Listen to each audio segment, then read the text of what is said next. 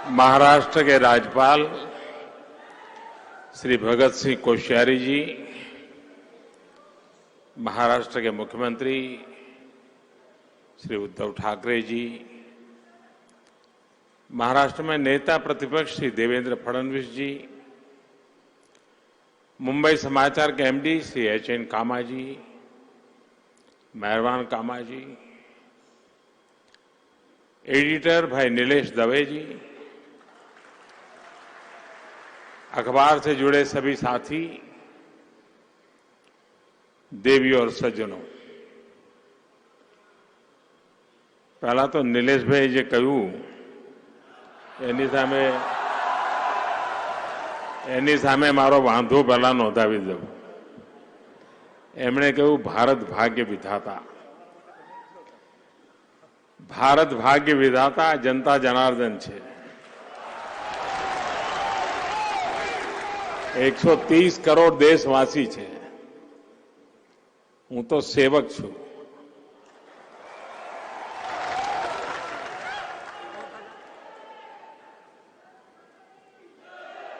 મને એમ થાય કે આજે હું ના આવ્યો હોત તો,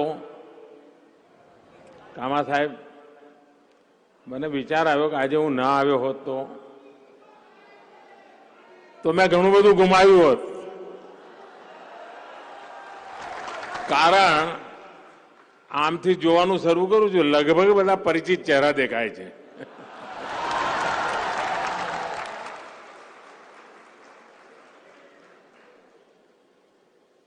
આટલા બધાને એક સાથે દર્શન કરવાનો મોકો મળે એનાથી વિશેષ આનંદ શું હોય।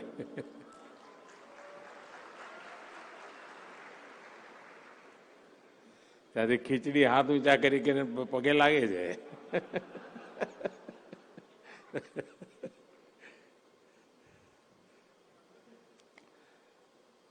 मुंबई समाचार के सभी पाठकों, पत्रकार और कर्मचारियों को इस ऐतिहासिक समाचार पत्र की 200वीं वर्षगांठ पर हार्दिक शुभकामनाएं।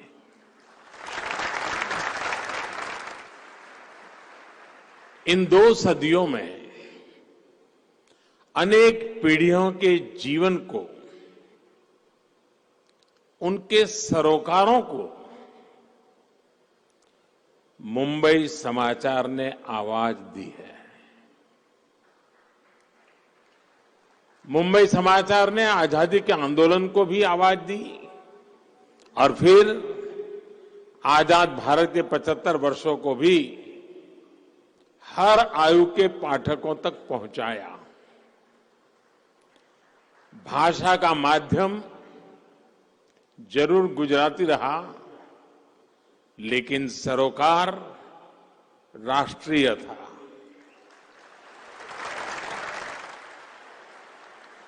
विदेशियों के प्रभाव में जब ये शहर बॉम्बे हुआ, बंबई हुआ, तब भी इस अखबार ने अपना लोकल कनेक्ट नहीं छोड़ा, अपनी जड़ों से जुड़ाव नहीं तोड़ा। ये तब भी सामान्य मुंबईकर का अखबार था और आज भी वही है, मुंबई समाचार। मुंबई समाचार के पहले संपादक मेहरजी भाई के लेख तो उस समय भी बहुत चाव से पढ़े जाते थे। इस अखबार में छपी खबरों की प्रामाणिकता संदेह से परे रही है। महात्मा गांधी और सरदार पटेल भी अक्सर मुंबई समाचार का हवाला देते थे। आज यहां जो पोस्टल स्टैंप रिलीज हुआ है, बुक कवर रिलीज हुआ है, जो डॉक्यूमेंट्री दिखाई गई है, उनके माध्यम से आपका ये अद्भुत सफर देश और दुनिया तक पहुंचने वाला है। साथियों, आज के दौर में जब हम ये सुनते हैं कि कोई न्यूज़पेपर 200 साल से चल रहा है, तो आश्चर्य होना बहुत स्वाभाविक है। आप देखिए, जब यह अखबार शुरू हुआ था तब रेडियो का आविष्कार नहीं हुआ था, टीवी का तो सवाल ही नहीं उठता है।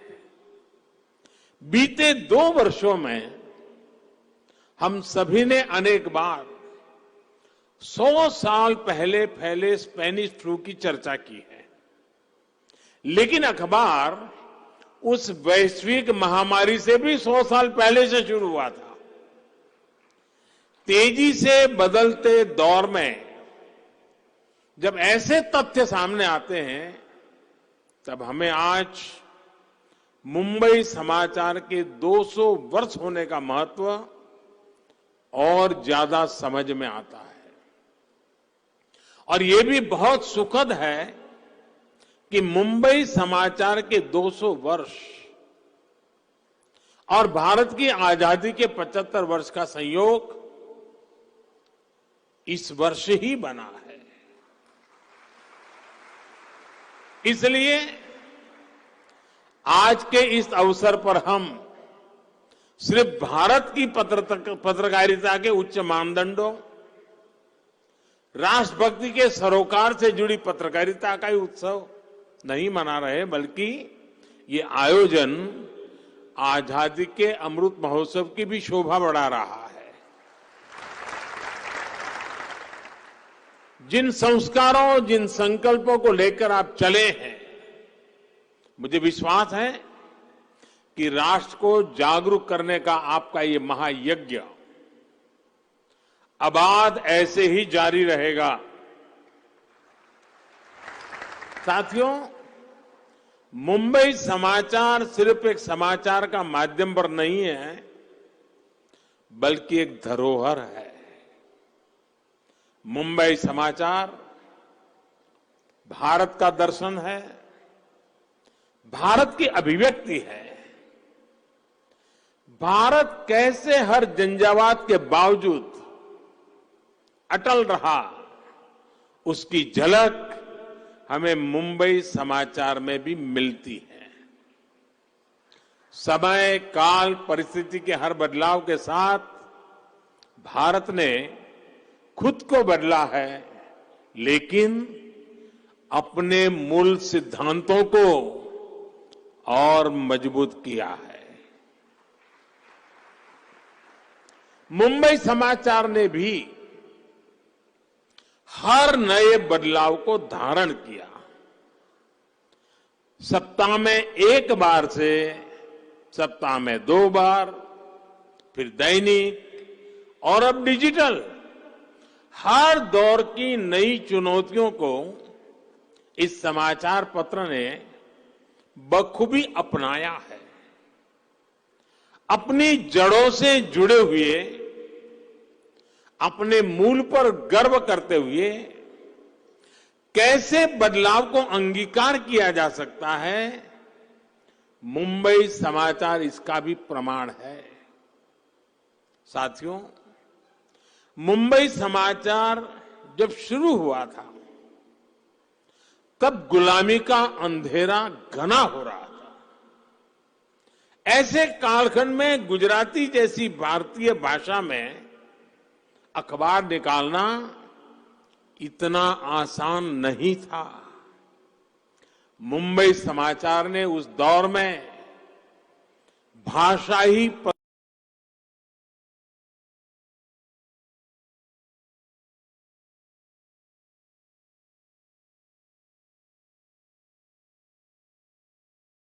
पत्रकारिता को विस्तार दिया।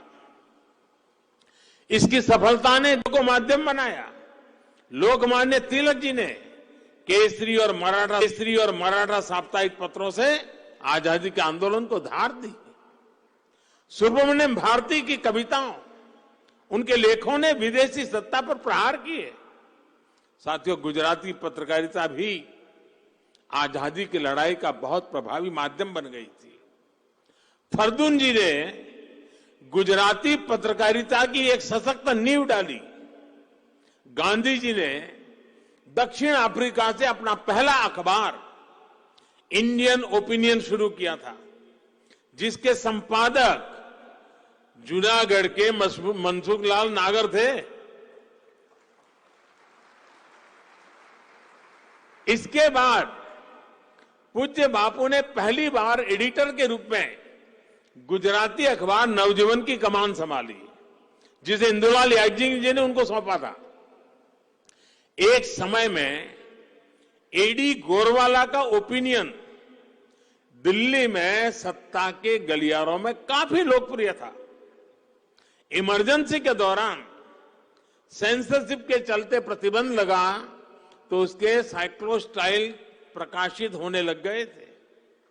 आजादी की लड़ाई हो या फिर लोकतंत्र की पुनर्स्थापना, पत्रकारिता की एक बहुत अहम भूमिका रही है।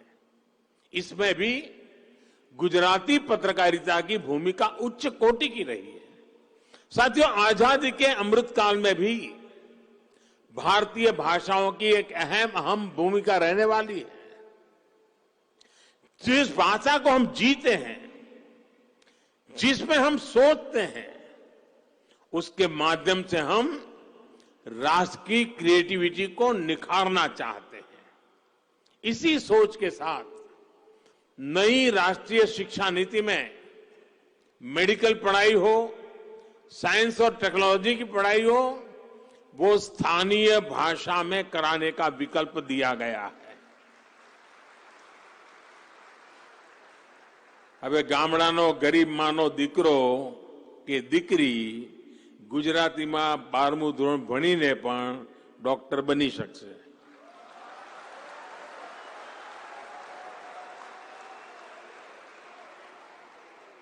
इसी सोच के साथ भारतीय भाषाओं में दुनिया के बेस्ट कंटेंट के निर्माण पर बल दिया जा रहा है। साथियों, आज एक और पक्ष के बारे में आपसे जरूर बात करना चाहता हूं। आप भी जानते हैं कि इस अखबार को शुरू किया फरदुन जी मुर्जबान ने, और जब इस पर संकट आया तो इसको संभाला कामा परिवार ने। इस परिवार ने इस समाचार पत्र को नई ऊंचाई दी। जिस लक्ष्य के साथ इसको शुरू किया गया था, उसको मजबूती दी। साथियों, भारत का हजारों वर्षों का इतिहास हमें बहुत कुछ सिखाता है। यहां जो भी आया, छोटा हो या बड़ा, कमजोर हो या बलवान, सभी को मां भारती ने अपनी गोद में फलने फूलने का भरपूर अवसर दिया। और पारसी समुदाय से बेहतर इसका उदाहरण कोई हो नहीं सकता है।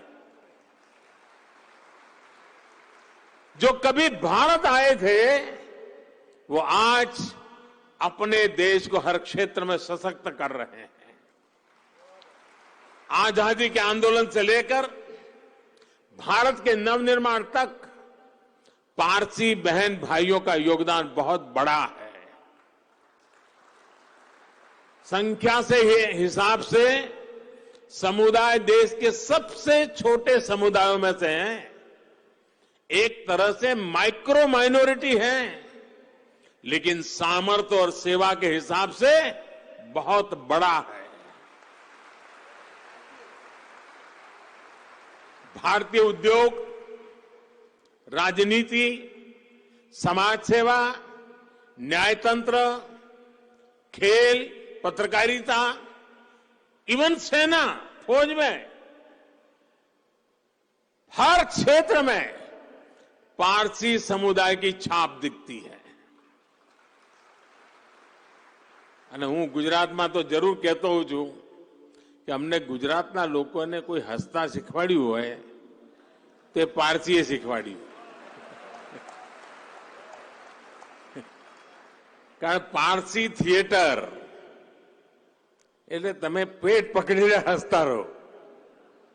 તમારો કોઈનો પારસી પરિવાર જોડે સંબંધ આવ્યો હોય તો તમને કાયમ એ લોકો ખુશમિજાજ જ દેખાય। એમના પરિવારમાં જાઓ તો તમે હસે વિના રહી ન શકો। ગમે તેવી કઠિનમાં કઠિન વાત હળવાશથી કરવી એનું નામ પારસી।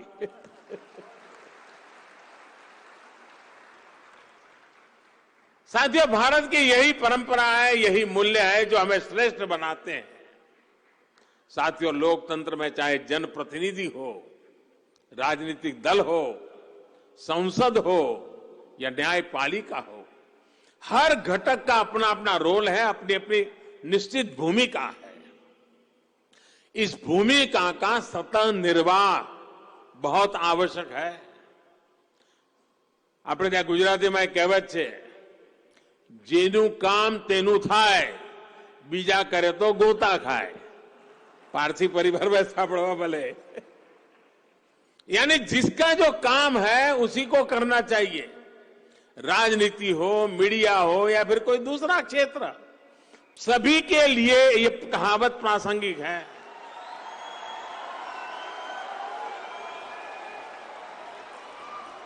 समाचार पत्रों का, मीडिया का काम समाचार पहुंचाना है, लोक शिक्षा का है। समाज और सरकार में कुछ कमियां हैं तो उनको सामने लाने का है। मीडिया का जितना अधिकार आलोचना का है, उतना ही बड़ा दायित्व सकारात्मक खबरों को सामने लाने का भी है। बीते वर्षों में मीडिया ने एक बड़े वर्ग ने राष्ट्रहित से जुड़े, सामाजिक हित से जुड़े अभियानों को बढ़ चढ़कर अपनाया है। उसका सकारात्मक प्रभाव आज देश अनुभव कर रहा है। स्वच्छ भारत अभियान से अगर देश के गांव और गरीब का जीवन, उसका स्वास्थ्य बेहतर हो रहा है, तो इसमें कुछ मीडिया के लोगों ने भी बहुत बड़ी भूमिका निभाई है, प्रशंसनीय भूमिका निभाई है।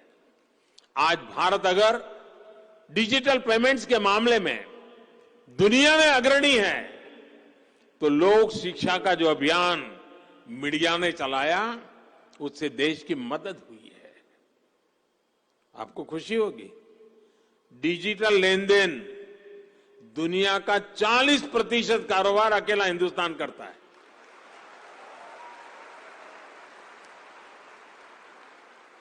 बीते 2 वर्षों में कोरोना काल के दौरान जिस प्रकार हमारे पत्रकार साथियों ने राष्ट्र हित में एक कर्मयोगी की तरह काम किया, उसको भी हमेशा याद किया जाएगा।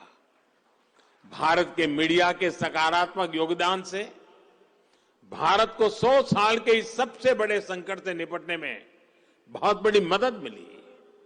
मुझे विश्वास है कि आजादी के अमृत काल में देश का मीडिया अपनी सकारात्मक भूमिका का और विस्तार करेगा। ये देश डिबेट और डिस्कशन के माध्यमों से आगे बढ़ने वाली समृद्ध परिपाटी का देश है। हजारों वर्षों से हमने स्वस्थ बहस को, स्वस्थ आलोचना को, सही तर्क को सामाजिक व्यवस्था का हिस्सा बनाया है। हमने बहुत कठिन सामाजिक विषयों पर भी खुलकर स्वस्थ चर्चा की है। यही भारत की परिपाटी रही है, जिसको हमें सशक्त करना है। साथियों, आज मैं मुंबई समाचार के प्रबंधकों, पत्रकारों के विशेष रूप से उनसे आग्रह करना चाहता हूं, आपके पास 200 वर्षों का जो आर्काइव्स है, जिसमें भारत के इतिहास के अनेक टर्निंग पॉइंट दर्ज है, उसको देश दुनिया के सामने रखना बहुत जरूरी है। मेरा सुझाव है कि मुंबई समाचार अपने इस पत्रकारीय खजाने को अलग अलग भाषाओं में किताबों के रूप में जरूर देश के सामने लाने का प्रयास करे। आपने महात्मा गांधी के बारे में जो रिपोर्ट किया, स्वामी विवेकानंद जी के रिपोर्ट किया, भारत की अर्थव्यवस्था के उतार चढ़ाव को बारीकी से समझाया, ये सब अब रिपोर्ट मात्र नहीं है, ये वो पल है जिन्होंने भारत के भाग्य को बदलने में भूमिका निभाई है। इसलिए आने वाली पीढ़ियों को प्रेरित करने का बहुत बड़ा माध्यम, बहुत बड़ा खजाना कामा साहब आपके पास है और देश इंतजार कर रहा है। भविष्य में पत्रकारिता के लिए भी एक बड़ा सबक आपके इतिहास में छुपा है। इस और आप सभी जरूर प्रयास करें। और आज 200 वर्ष, मैंने पहले भी कहा, ये यात्रा कितने उतार चढ़ाव देखे होंगे और 200 साल तक नियमित चलना, ये भी अपने आप में एक बहुत बड़ी ताकत है।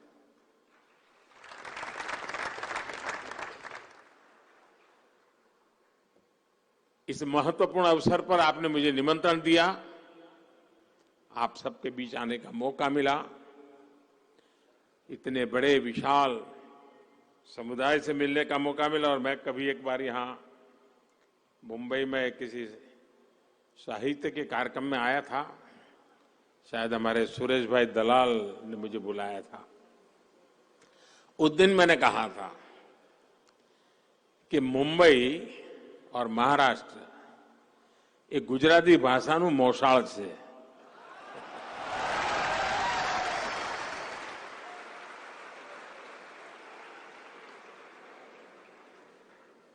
एक बार फिर आप सभी को मुंबई समाचार के 200 वर्ष होने की बहुत बहुत शुभकामनाएं देता हूं।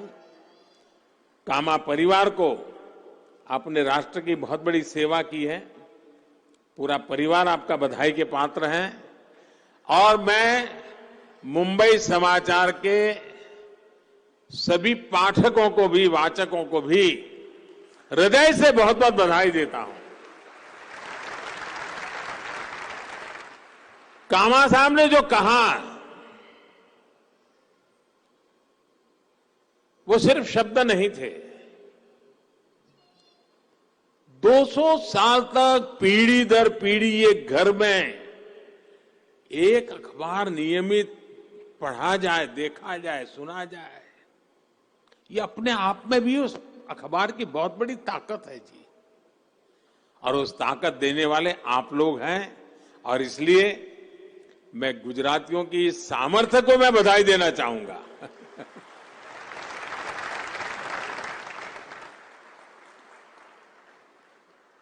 मैं नाम नहीं देना चाहता हूं। आज भी एक देश ऐसा है जहां एक शहर में, मैं विदेश की बात कर रहा हूं, सबसे ज्यादा सर्कुलेशन वाला अखबार गुजराती है।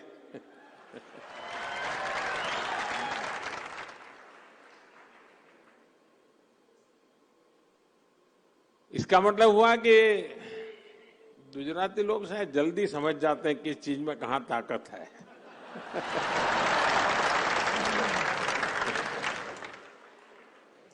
चलिए, हंसी खुशी की शाम के साथ बहुत बहुत धन्यवाद।